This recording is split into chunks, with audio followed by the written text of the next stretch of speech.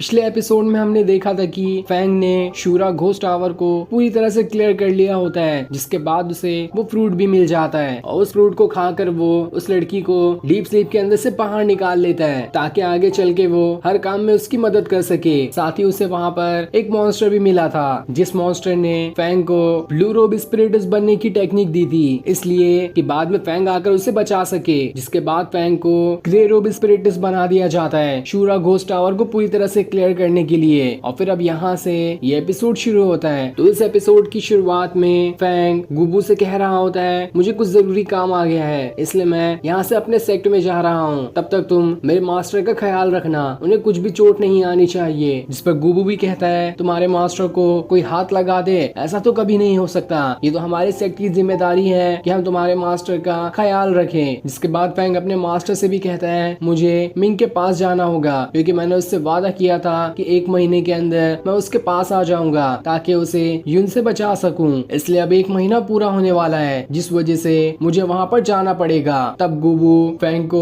पैसों से भरी एक पोटली दे देता है और उसे देते हुए ये कहता है कि तुम्हारे इस सफर में हो सकता है ये तुम्हारे काम आए, इसलिए इसे अपने पास रख लो। ये सुनकर फैंग उसका शुक्रिया करता है और फिर अपने ईगल पे सवार होकर वहाँ से मिंग के पास जाने के लिए निकल जाता है। दूसरी तरफ हम 2 डिसाइपल को देखते हैं जो अपने मास्टर के पास आकर ये कह रहे होते हैं कि अचानक से हमारे घर के पास एक ग्रे रोब स्पिरिटिस्ट आ गया है जो अपने व्हाइट ईगल पे सवार है। हम नहीं जानते कि आखिर वो यहाँ पर आया क्यों है, लेकिन हमें तो उससे बहुत ज्यादा डर लग रहा है, इसलिए आपको वहाँ पर जाना होगा ताकि देख सके कि आखिर वो इंसान है कौन और वहाँ पर वो क्यों आया है। ये सुनकर तो उनका मास्टर भी हैरान था। वो कहता है, तुम लोग जानते भी हो कि ग्रे रोब स्पिरिटिस्ट कितने ज्यादा पावरफुल होते हैं, मुझे तो खुद ही व्हाइट रोब स्पिरिटिस्ट से भी डर लगता है और यहाँ पर तो ग्रे रोब स्पिरिटिस्ट आ गया है। मुझे तो लगता है कि तुम लोगों ने ही कुछ गड़बड़ी की होगी, इसलिए वो यहाँ पर आया है। सच सच बताओ मुझे कि आखिर तुम लोगों ने उसका कुछ बिगाड़ा है क्या? लेकिन वो दोनों डिसाइपल तो कह रहे होते हैं, मास्टर हम ऐसा क्यों करेंगे, हमारे अंदर तो खुद ही हिम्मत नहीं है कि उसके सामने जाकर खड़े हो सके, इसलिए आप प्लीज हमारे साथ चलिए ताकि देख सके कि आखिर वो स्पिरिटिस्ट यहाँ पर आया क्यों है। ये सुनकर वो मास्टर भी काफी ज्यादा हैरान था, लेकिन तब भी वो क्या कर सकता था, इसलिए वो डरते हुए अपने दोनों डिसाइपल के साथ उस स्पिरिटिस्ट के पास जाने के लिए निकल जाता है। पर जैसे वो वहाँ पर आता है, उससे पहले तो वहाँ पर वो स्पिरिटिस्ट नहीं दिखाई देता, लेकिन तभी अचानक से वो स्पिरिटिस्ट उसके सामने आ जाता है और पैसों से भरी पोटली उसे दे देता है। इसे देते हुए वो उस एल्डर से कहता है, तुम्हें मेरा एक काम करना होगा, उसके बदले ये सारे के सारे पैसे तुम्हारे हैं। साथ ही वो स्पिरिटिस्ट असल में कोई और नहीं बल्कि फैंग ही था जो यहाँ से मिंग के घर पर जाना चाहता है और उसी चीज के लिए उसने इस एल्डर को भी पैसे दिए हैं। दूसरी तरफ सुजाकू सिटी में काफी खुशी का माहौल होता है क्योंकि यहाँ पर यून आने वाला था और आज ही उसकी मिंग से शादी होने वाली है। लेकिन जितना ही खुशी का माहौल बाहर होता है, उतना ही गम का माहौल घर के अंदर होता है, जहाँ सुरु अपने फादर से कह रही होती है कि आप सच में मिंग का हाथ यून के हाथों में देना चाहते हैं? आप तो खुद ही जानते हैं कि वो यून किस तरीके का इंसान है, उसके हाथों में मिंग का हाथ देना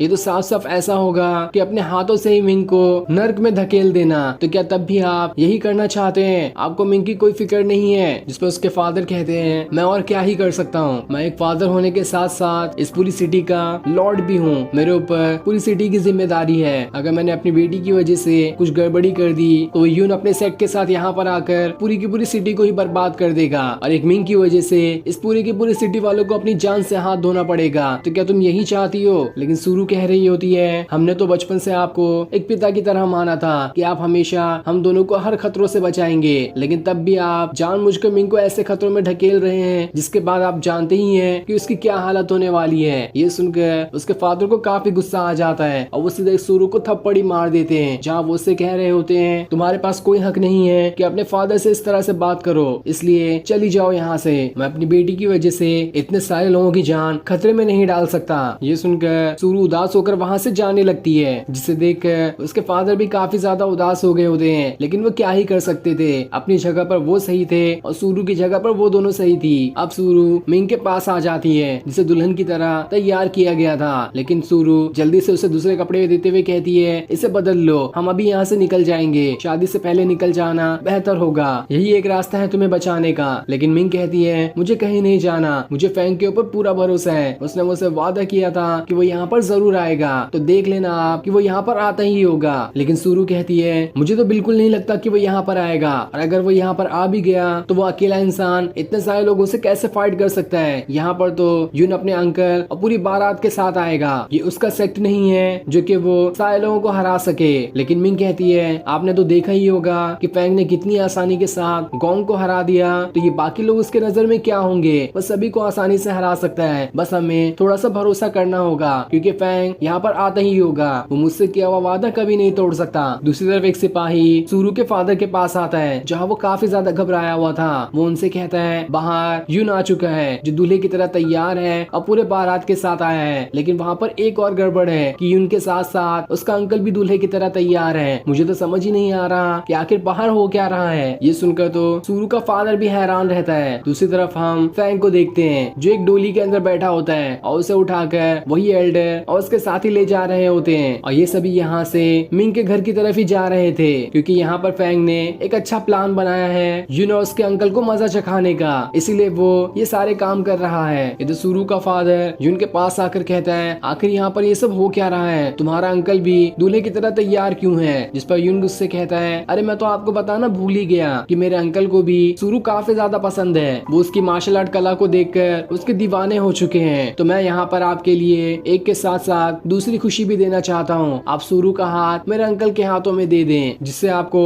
डबल खुशी मिल सकती है। साथ ही आपको दहेज वगैरह देने की भी कोई जरूरत नहीं है, हम आपकी दोनों बेटी को ऐसे ही ले जाएंगे। ये सुनकर सूरू के फादर तो एकदम ज्यादा गुस्सा हो जाते हैं और वो उससे कहते हैं बस बहुत हो गया तुम लोगों का, तुम लोग अपने आप को समझते क्या हो। तुम लोगों की ऐसी हरकत की वजह से अब तो मैं मिंग का हाथ भी तुम्हारे हाथों में नहीं दूंगा। अगर तुम्हारे अंदर हिम्मत है तो आओ मुझसे लड़के दिखाओ। ये सुनकर यून का अंकल कहता है लगता है तुम्हें इस शादी के खुशी के माहौल को मातम में बदलने का शौक है, तो ठीक है जैसा तुम चाहते हो वैसा ही होगा। इधर सूरू अब भी मिंग को समझा रही होती है कि हमें यहाँ से निकल जाना चाहिए, लेकिन वो तो सुनने का नाम ही नहीं लेती। तभी वहाँ पर एक लड़की आकर कहती है बाहर यूनिवर्स के अंकल मिलकर आपके फादर को मार रहे हैं, इसलिए वो दोनों भी बाहर आकर देखते हैं जहाँ यून अपने अंकल के साथ मिलकर सूरू के फादर को बहुत ज्यादा मार रहा होता है और उसे छोड़ देने की वो सूरू को शर्त भी बताता है कि अगर तुम मुझसे शादी करने के लिए तैयार हो जाओ तो मैं तुम्हारे फादर को छोड़ दूंगा। इधर यून मिंग को इतनी ज्यादा सुंदर देखकर उसे अपने साथ ले जाने लगता है, लेकिन वो तो सीधा उसके मुंह पर ही थूक देती है। साथ ही सूरू ने भी यून के अंकल से वादा कर लिया था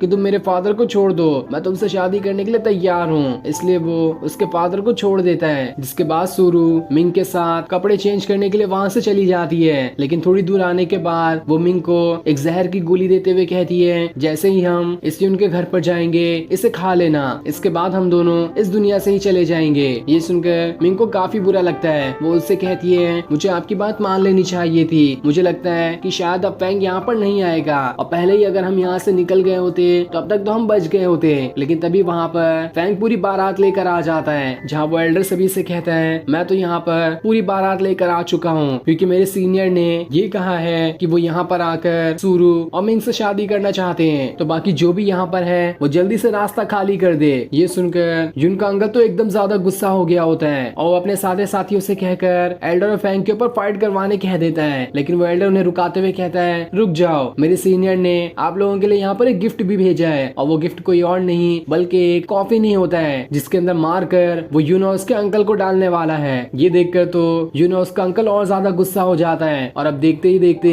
उन सभी के बीच काफी जबरदस्त फाइट शुरू हो जाती है। साथ ही यून का अंकल अपनी पावर्स का इस्तेमाल करते हुए उस पालकी को ही तोड़ने की कोशिश कर रहा होता है ताकि देख सके कि आखिर अंदर है कौन जिसके अंदर इतना घमंड आ चुका है। लेकिन जैसे वो उसके ऊपर अटैक करता इससे पहले ही फैंग अपनी पावर की मदद से उसके अटैक को रोक लेता है और फिर उस पालकी के अंदर से बाहर निकल कर आता है। ये देखकर तो यून का अंकल भी हैरान था कि आखिर ये फैंग इतनी जल्दी ग्रे रोब स्पिरिटिस्ट कैसे बन गया, इसकी पावर्स इतनी ज्यादा कैसे बढ़ गई। वहीं मिंग फैंग को यहाँ पर देखकर काफी ज्यादा खुश हो गई होती है क्योंकि उसे पूरी उम्मीद थी कि फैंग यहाँ पर जरूर आएगा, वो उसका वादा नहीं तोड़ सकता। वहीं यून काफी गुस्से के साथ सीधा फैंग की तरफ ही अटैक करने के लिए बढ़ना शुरू कर देता है, लेकिन फैंग उसके ऊपर अपनी नई पावर्स का इस्तेमाल करते हुए इतना खतरनाक अटैक कर देता है कि वो एक सेकंड के अंदर ही वहीं पर मारा जाता है। जो देखकर उसका अंकल पूरे गुस्से के साथ अब फैंग से फाइट करना शुरू कर देता है, जहाँ देखते ही देखते दोनों के बीच काफी जबरदस्त फाइट शुरू हो जाती है। दोनों अपनी पावर्स का इस्तेमाल करते हुए एक दूसरे से फाइट किए जा रहे होते हैं। साथ ही इस चीज में वो अंकल अपनी और ज्यादा पावर्स का इस्तेमाल करता और पावर की मदद से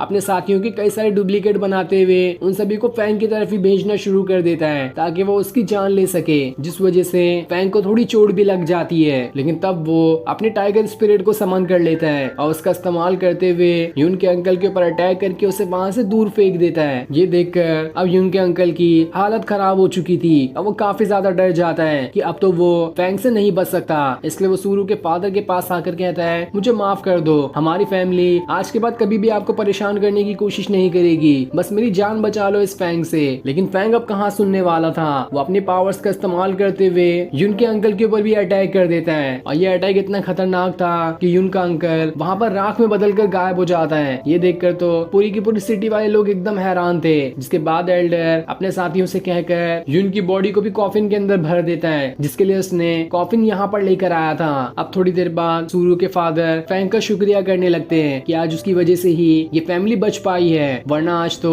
वो भी मारे जाते और उनकी दोनों बेटियों को भी यून और उसके अंकल उठाकर यहाँ से ले जाते। पर फैंग ने सब कुछ सही कर दिया। जिस पर फैंग कहता है, अरे ये तो मेरी भी जिम्मेदारी थी, सूरू तो मेरी एल्डर है और फैंग तो मेरी काफी अच्छी दोस्त है और इन दोनों को बचाने के लिए मैं कैसे यहाँ पर नहीं आता, इसलिए मुझे यहाँ पर आना ही पड़ा। जिस पर सूरू के फादर कहते हैं, क्या एल्डर लगा रखा है तुमने तो वहाँ पर ये कहा था कि तुम मेरी दोनों बेटियों से शादी करना चाहते हो, तो ठीक है मैं इसके लिए तैयार हूँ, तुम मेरी दोनों बेटियों से शादी कर सकते हो। ये सुनकर तो फैंग के हाथों से उसकी चाय ही गिर जाती है। साथ ही मिंग सूरू से कहती है, ये तो अच्छा ही होगा कि हम फैंग से शादी कर ले, फैंग तो यून और उसके अंकल से तो अच्छा ही है। लेकिन सूरू कहती है, बस बहुत हो गया, चुप हो जाओ, मैंने तो जज्बात में आकर वो कह दिया था। तब ये सुनकर सूरू के फादर फैंग से कहते हैं, तुम्हारे पास काफी सारी पावर्स हैं, इसलिए आगे से तुम हमारी इस सुजाकोर सिटी को बचा सकते हो, लेकिन इसके लिए तुम्हें किसी न किसी एक से तो शादी करनी ही होगी। तो अगर तुम मिंग से शादी करना चाहते हो तो मैं उसके लिए भी तैयार हूँ, आज से तुम मेरे